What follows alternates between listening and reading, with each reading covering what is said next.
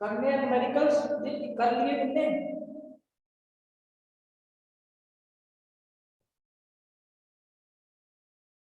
बोलो किए थे सर, ट्राई कल किए थे ट्राई।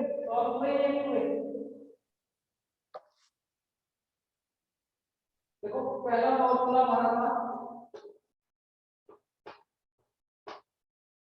मास परसेंटेज का। मास परसेंटेज किसके बराबर थी? Given mass divide by total mass into mean 100। सही दिख रहा है?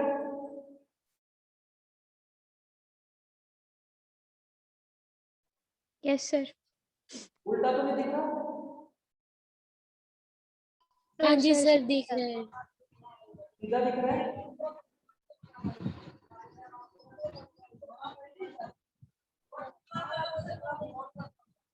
बोलो सीधा दिख रहा है, उल्टा तो नहीं दिख रहा?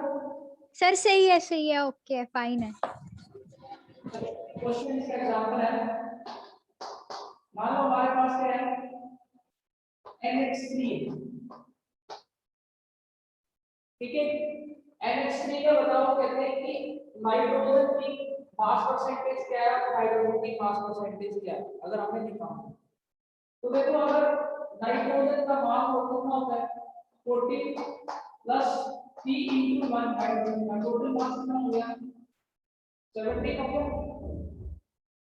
टोटल मास 17 हो गया। नाइट्रोजन का मास कितना है 14 और हाइड्रोजन का मास कितना है 3।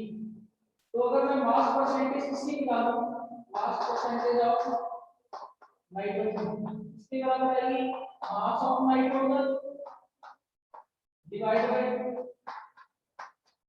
Total mass into mean 100। Mass of nitrogen कितना है 14 divide by total mass 17 into mean आएगा 100। इसको सॉल्व कर लेना तो परसेंटेज आएगी इसकी आ जाएगी मास परसेंटेज ऑफ नाइट्रोजन। ऐसे ही अगर किसका पूछे मास परसेंटेज ऑफ हाइड्रोजन, तो हाइड्रोजन का मास कितना होगा 3 डिवाइड बाय टोटल कितना 17 into 100। इसको सॉल्व कर लेना क्या आएगा हमारा मास परसेंटेज ऑफ हाइड्रोजन। ठीक है, चलो आगे करें। हाँ जी sir.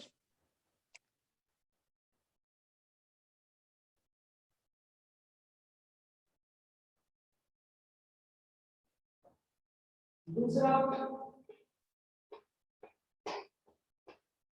Volume percentage. Volume percentage कैसे निकालेंगे, given volume divide by total volume into 100। मान लो हमारे पास क्या है एक सॉल्यूशन है, सॉल्यूशन में 10 ml का हमारा अमोनिया है और 20 ml का हमारा वाटर है। तो कहते हैं find the percentage of volume percentage of ammonia and volume percentage of water. तो कैसे फाइंड आउट करेंगे, वॉल्यूम NH3 इसके बराबर आएगा volume of NH3 divided by total volume into में 100। वॉल्यूम था 10 डिवाइडेड बाय 10 प्लस 20 इनटू में क्या जाएगा 100 इक्वल टू 10 बाय 30 इनटू में 100। 0 से 0 कैंसिल 100 बाय क्या आएगा 3। Sir excuse me, 33.3%। वॉल्यूम को SI यूनिट में नहीं लेते हो तो लीटर में नहीं लेंगे आपने, जैसे मिलीलीटर में एमएल यूज करते हैं। अगर एमएल लीटर्स में कन्वर्ट करें। उसमें गिवन हो लीटर में गिवन हो तो लीटर में, लेकिन ये यूनिट सेम होनी चाहिए ऊपर वाले और नीचे वाले कोई भी हो। Okay sir. मतलब ऊपर की यूनिट और नीचे की यूनिट सेम होनी चाहिए या इन दोनों की यूनिट सेम होनी चाहिए, तब हम यूज करेंगे। अदरवाइज एक या तो सभी को ml में चेंज करना हूं या सभी को किस में चेंज करना हूं? लीटर में चेंज लीटर्स में। ठीक है सर। ठीक है।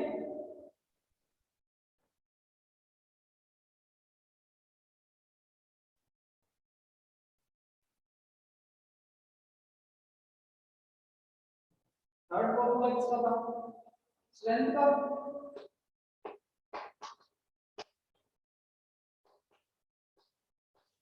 स्ट्रेंथ किसके बराबर होती है? मास ऑफ सॉल्यूट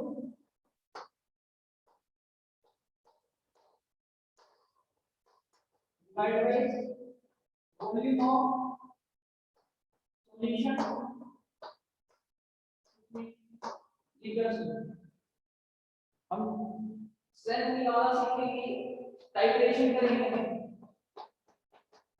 एक्सपेरिमेंट्स में टाइट्रेशन होती है, इसमें निकालता है वॉल्यूमेट्रिक एनालिसिस। स्ट्रेंथ का एक फॉर्मूला और भी होता है,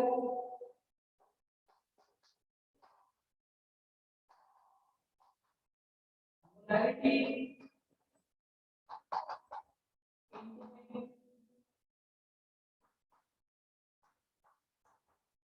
मॉलिक्यूलर मास। मोलैरिटी इनटू में मॉलिक्यूलर मास, ये फॉर्मूला यूज कर सकते हैं। ठीक है, इसके टेस्ट के न्यूमेरिकल्स कर देगा लोग।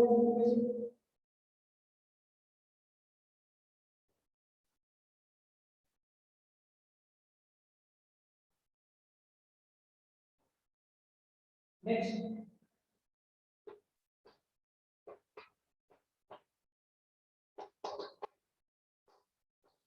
Molarity.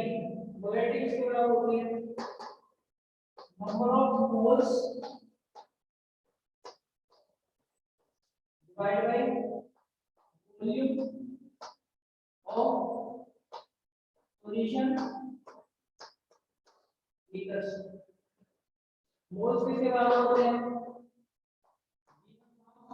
Divide by molar mass into में क्या आएगा? 1 by volume in litre. Given mass divide by molar mass into में 1000 divide by volume in ml। ये फॉर्मूला यूज करके तुम मोलैरिटी निकाल सकते हो। ठीक है, फिर फिफ्थ आता है हमारा मोलैरिटी। मोलैरिटी का फॉर्मूला सेम होता है, बस फर्क क्या होता है? Given mass divide by molecular mass into में 1000 डिवाइड बाय यहां क्या आएगा? वेट ऑफ सॉल्यूशन आएगा। हम वॉल्यूम की जगह क्या ले लेते हैं? वेट ले लेते हैं। जब वॉल्यूम वेट में चेंज हो जाता है तब वो मोलैरिटी बन जाती है, और जब वॉल्यूम लेते हैं तो क्या हो जाता है? वो मोलैरिटी। और ये तुम्हें पता ही है, मोलैरिटी और मोलैरिटी में से प्रेफर कौन करते हैं? ज्यादातर मोलैरिटी। मोलैरिटी प्रेफर की जाती है क्योंकि ये टेंपरेचर इंडिपेंडेंट होती है। टेंपरेचर चेंज करने से किसी भी सब्सटेंस का वेट चेंज नहीं होता, लेकिन वॉल्यूम चेंज हो जाता है। टेंपरेचर चेंज करने से किसी भी सब्सटेंस का वॉल्यूम चेंज नहीं होता, वॉल्यूम चेंज हो जाता है लेकिन मास चेंज या वेट चेंज नहीं होता। इस वजह से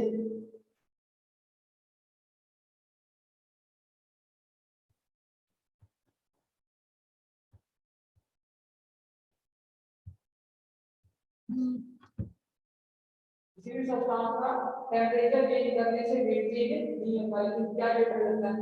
वॉल्यूम। इस वजह से मोलैरिटी प्रेफर करते हैं, मोलैरिटी प्रेफर नहीं करते। इस पे न्यूमेरिकल्स कर रहे हैं हम लोग। अभी ये न्यूमेरिकल्स कर रहे हैं, इसके ऊपर जो बाकी होता है फॉर्मूले उसके वो बाद में करेंगे। थोड़ा सा चैप्टर आगे जो हमारा इंपॉर्टेंट पार्ट है हम पढ़ेंगे। इसमें क्या?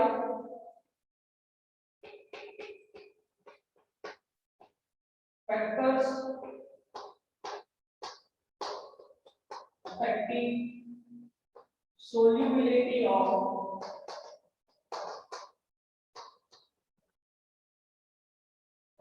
solubility of solid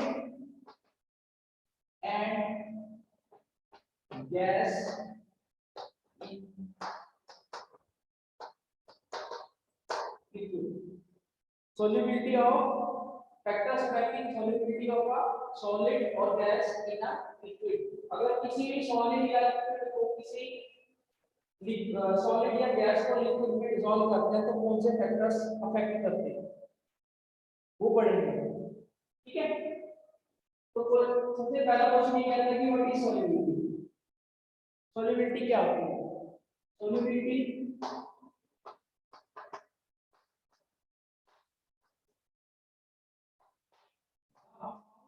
of solute dissolved in a particular amount of solvent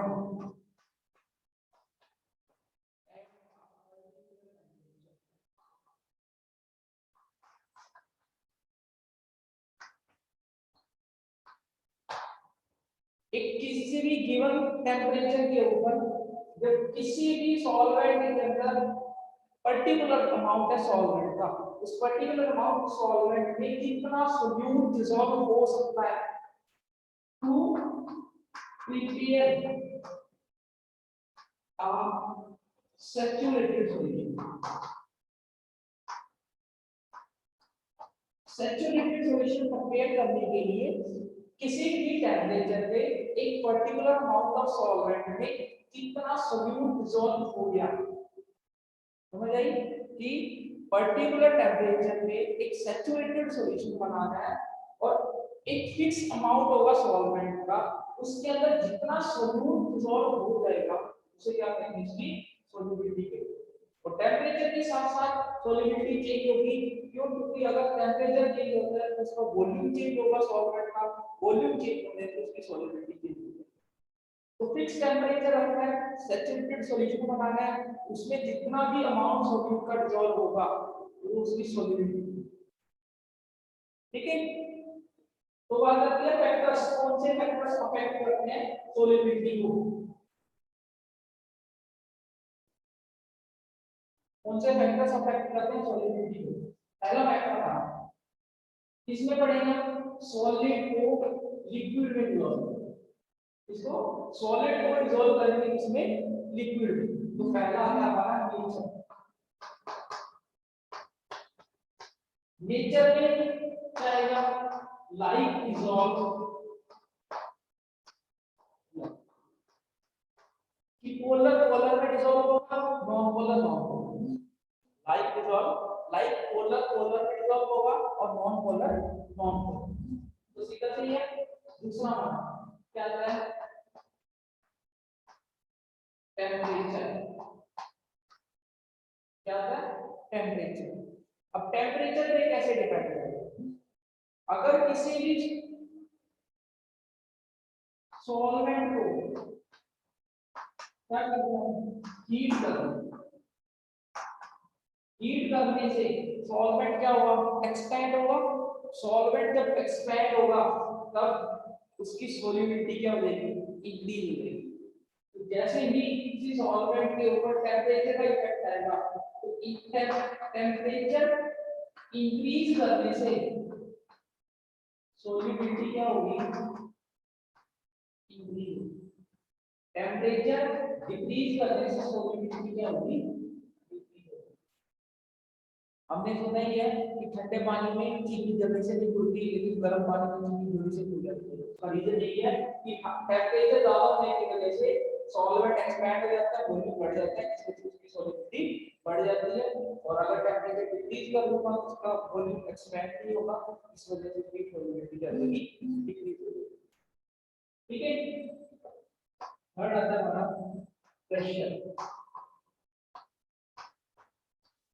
Pressure has no significance, has no significant effect. कोई सिग्निफिकेंट इफेक्ट नहीं है, मतलब कोई ऐसा इफेक्ट नहीं है जो हम क्या करें रीजन कर सकते हैं, मतलब ज्यादा इफेक्ट नहीं करता, नॉर्मल सा कुछ ना ही नेग्लिजिबल मान के चलो कि ऐसा कोई फैक्टर नहीं आता जो प्रेशर में डिपेंड है। प्रेशर का कोई इफेक्ट नहीं है सॉलिडिटी और सॉलिड है ना लिक्विड, इसमें सॉलिड है ना लिक्विड, जब सॉलिडिटी पढ़ेंगे किसकी सॉलिडिटी लिक्विड में तो प्रेशर का कोई भी रोल नहीं है। इसका रोल है टेम्परेचर और नेचर का। टेम्परेचर में यहाँ पे टेम्परेचर इंक्रीज करें तो सॉलिडिटी इंक्रीज हो जाएगी, और नेचर में क्या है लाइक डिसॉल्व लाइक डिसॉल्व मतलब water dissolve in polar and non-polar dissolve in